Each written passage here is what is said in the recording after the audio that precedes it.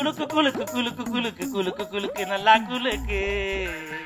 அப்படியே நல்லா குலுக்கிட்டு போலாம் வாங்க. குலுக்கு குலுக்கு குலுக்கு குலுக்கு குலுக்கு குலுக்கு நல்லா குலுக்கு. எனக்கு எனக்கு எனக்கு எனக்கு லக்கு நல்லா கொட்டி கிடக்கு. குலுக்கு குலுக்கு குலுக்கு குலுக்கு நல்லா குலுக்கு.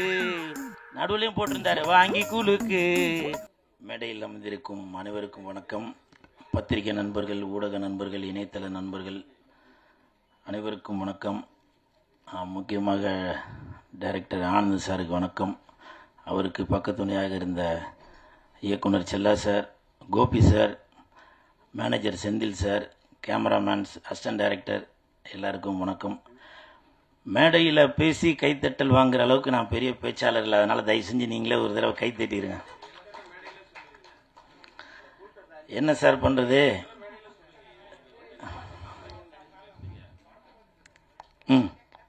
சொல்லுங்க சார். இல்லை, இதுதான் சார் என்னோட ட்ரெண்டு இல்லைங்களா? இதுதான் என்னோட ட்ரெண்டு. இதோ இப்போ தங்கச்சி நான் வரதுக்கு முன்னாடி சொன்னாங்கல்ல, வெந்து தெரிந்தது காடு சொல்ல போகிறீங்களா அப்படின்னு. ஸோ இதுதான் என்னோட ட்ரேட்மார்க்கு. இப்போ நீங்கள் கேட்குறீங்க, வாஸ்தவம் தான். நான் சொல்கிறதுக்கு எனக்கு தகுதியில் இருந்தாலும் சொல்கிறேன். பாரதி ராஜா சார் பேசும்போது என் இனிய தமிழ் மக்களே அப்படின்னு சொல்கிறாங்க. நான் அவ்வளோ பெரிய ஆளாக சொல்லுங்கள். நீங்கள் என்ன கேள்வி கேட்டீங்க, நான் என்ன சொல்கிறது? இருந்தாலும் பரவாயில்ல. தட்டு. Thank you thank you.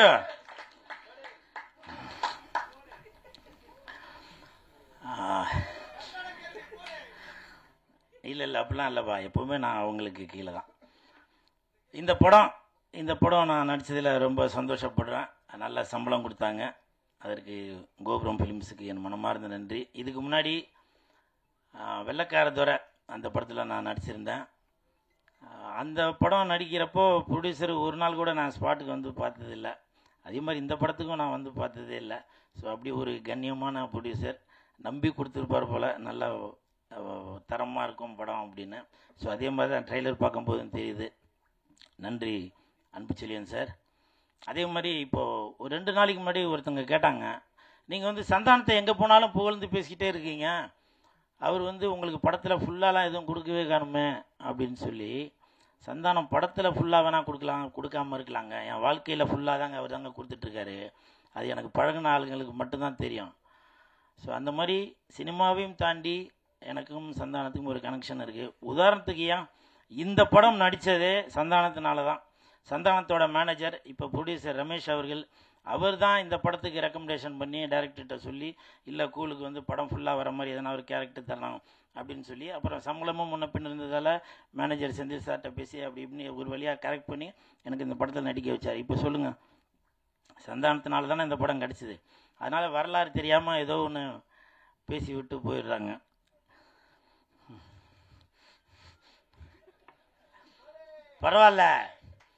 பரவாயில்ல இமான் சார். இப்போ வந்து வெயில் நேரம், வெயிலுக்கு ஏற்ற மாதிரி தான் பாட்டு போட்டிருக்கீங்க.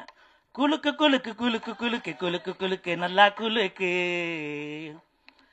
எனக்கு எனக்கு எனக்கு எனக்கு லக்கு நல்லா கொட்டி கிடக்கு. குலுக்கு குலுக்கு குலுக்கு குலுக்கு நல்லா குலுக்கு. நடுவுலையும் போட்டிருந்தாரு வாங்கி குலுக்கு அப்படின்னு. இமான் சார், உங்களுக்கு என் மனமார்ந்த நன்றி.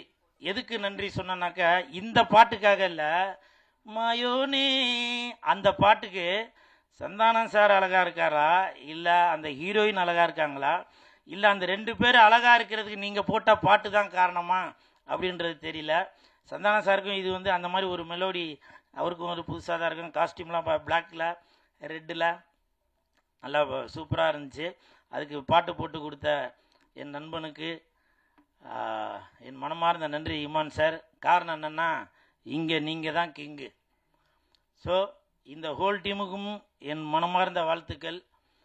அப்புறம் இன்னொரு விஷயம், இப்போ நான் சமீபத்தில் ப்ரொமோஷன் பண்ணுறதெல்லாம் கொஞ்சம் குறைச்சிட்டேன். காரணம் என்னன்னாக்கா, நிறையா பேர் சொன்னாங்க, நீங்கள் தேட்டருக்கே வராதிங்க, நீங்கள் நடிக்கிறதில் கான்சன்ட்ரேட் பண்ணுங்கள். நடிக்கலை, நானாங்க வேணான்றேன்.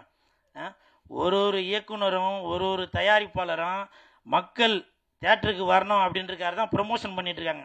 இப்போ இந்த ப்ரொமோஷன் எதுக்கு பண்ணுறாங்க? படத்தை வந்து எல்லோரும் தேட்டருக்கு வந்து பார்க்கணும் அப்படின்னு சொல்லி தான் ப்ரொமோஷன் பண்ணுறது. சமீபத்தில் போன வாரம் டைரக்டர் ஹரி சார் கூட எவ்வளோ பெரிய இயக்குனர், அவர் ப்ரமோஷன் வேணும் அப்படின்றதுக்காக கடை கடையாக தெருவாக போய் ப்ரமோஷன் பண்ணிட்டு இருக்காரு.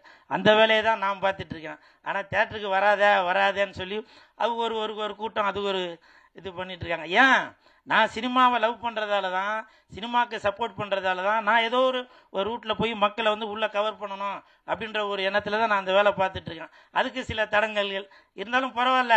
இப்போவும் சொல்கிறேன், நீங்கள் என்ன தான் சொன்னாலும் சரி, நான் வளர்ந்துக்கிட்டே தான் இருப்பேன். வர 11ஆம் தேதி சிங்கப்பூருக்கு போகிறேன் ப்ரமோஷனுக்கு.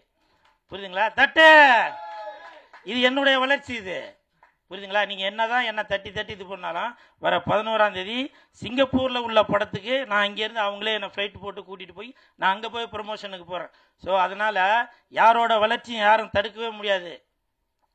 ஆண்டவன் தடுக்கிறத யாராலையும் கொடுக்க முடியாது. அன்பு சார் கொடுக்கறது யாராலையும் தடுக்கவே முடியாது. அன்பு சார், இந்த படத்துக்கு உங்கள்கிட்ட நான் எதையுமே எதிர்பார்க்காம என் நண்பனுக்காக, கோபுரம் ஃபிலிம்ஸ்க்காக நான் ப்ரமோஷன் பண்ணுறேன் சார். ஏதோ ஒரு வித்தியாசத்தில் ஒன்று பண்ணுறேன் சார். இதை நான் இந்த நேரத்தில் சொல்கிறேன் சார். வரும்போது இப்போ இன்றைக்கி மத்தியானம் தான் எனக்கு வந்து அந்த சிங்கப்பூர்கார் ஃபோன் பண்ணி சொன்னார், சார் வெள்ளிக்கிழமை மணிக்கு ஃப்ளைட்டு போடுறேன் அப்படின்னு சொல்லி. ஏன்னா சனிக்கிழமை மணிக்கு அங்கே படம், வெள்ளிக்கிழமை மணிக்கு ஃப்ளைட் போடுறேன் சார். நான் சொன்னேன், இல்லைங்க, நான் நடித்த படம் வருது, என் நண்பன் நடித்த படம் வருது, எனது தயாரிப்பாளர் எடுத்த படம் வருது, நான் அந்த படத்தை ப்ரமோஷன் பண்ணிட்டு தான் வருவேன். அதனால் முடிஞ்சால் ஈவினிங் போடுங்க, இல்லை 11ஆம் தேதி காலையில் போடுங்க அப்படின்னு சொன்னேன். காரணம் இது என்னோட டெடிக்கேஷன் தாங்க. அது செய்கிற தொழிலை வந்து தெய்வமாக நினச்சி பண்ணுறான். இப்போ நிறையா பேர் கேட்டாங்க, நீங்கள் வந்து அரசியலில் வந்து ஒரு கட்சிக்கு போய் ப்ரமோஷன் பண்ண போயிருந்தீங்களே அப்படின்னு சொல்லி சொன்னாங்க. ஆமாம், ப்ரமோஷன் பண்ண தான் போனேன். என்னை கூப்பிட்டது 4 நாளைக்கு தான் கூப்பிட்டாங்க. திருவண்ணாமலையில் போய் ப்ரமோஷனுக்கு 4 நாள் தான் கூப்பிட்டாங்க. நான் அங்கே பண்ணின வேலையை பார்த்து, என்னோட டெடிக்கேஷனை பார்த்து அந்த அந்த வேட்பாளர் சொன்னார், தம்பி நீங்கள் போகாதீங்க, எனக்கு எலெக்ஷன் முடிகிற வரைக்கும் நீங்கள் இங்கே கூட இருங்க அப்படின்னாரு. அதற்கு காரணம் உண்மை, உழைப்பு, நேர்மை தான். நம்ம அந்த இடத்துல போயிட்டு சும்மா நாத்துக்கும் ஊழ கும்பிடு போடாமல், அவங்க என்ன, நான் வந்து அந்த கட்சியை சேர்ந்தவன் இல்லை இல்லையா, இருந்தாலும் என்னை நம்பி ஒரு ஒரு ஒரு தொழிலை கொடுக்கும்போது அதுக்கு நான் நேர்மையாக இருக்கணும், உண்மையாக இருக்கணும் இல்லையா. அதனால் அவங்க என்னுடைய டெடிக்கேஷனை பார்த்து நீங்கள் இருங்க தம்பி அப்படின்னு சொன்னாங்க. இது நான் எதுக்காக சொல்கிறேன்னாக்கா, நான் செய்கிற வேலையை நான் வந்து ரொம்ப ஆத்மார்த்தமாக செய்கிறேங்க. அதுதான். நீங்கள் என்னை தட்டணும் அப்படின்னு நினச்சிங்கன்னா அதை பற்றி எதுவும் இது இல்லை. நான் வந்து தண்ணி உள்ள போட்ட பந்து மாதிரி நீங்கள் இங்கே அடிச்சிங்கன்னா நான் அந்த பக்கம் வெளியில் வரேன் நான். புரியுதுங்களா?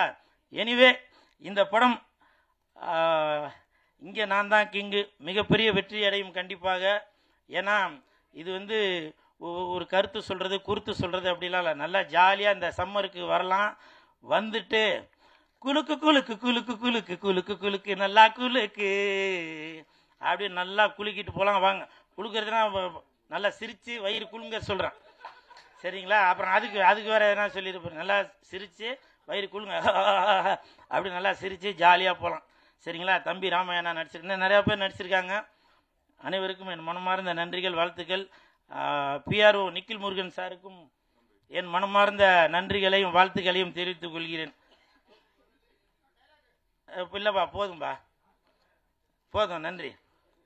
ஒரு கலைஞனை நீங்கள் தாங்க இப்படி தட்டி கொடுத்தாதாங்க அப்படி வளர்றது இல்லையா? தேங்க்யூ.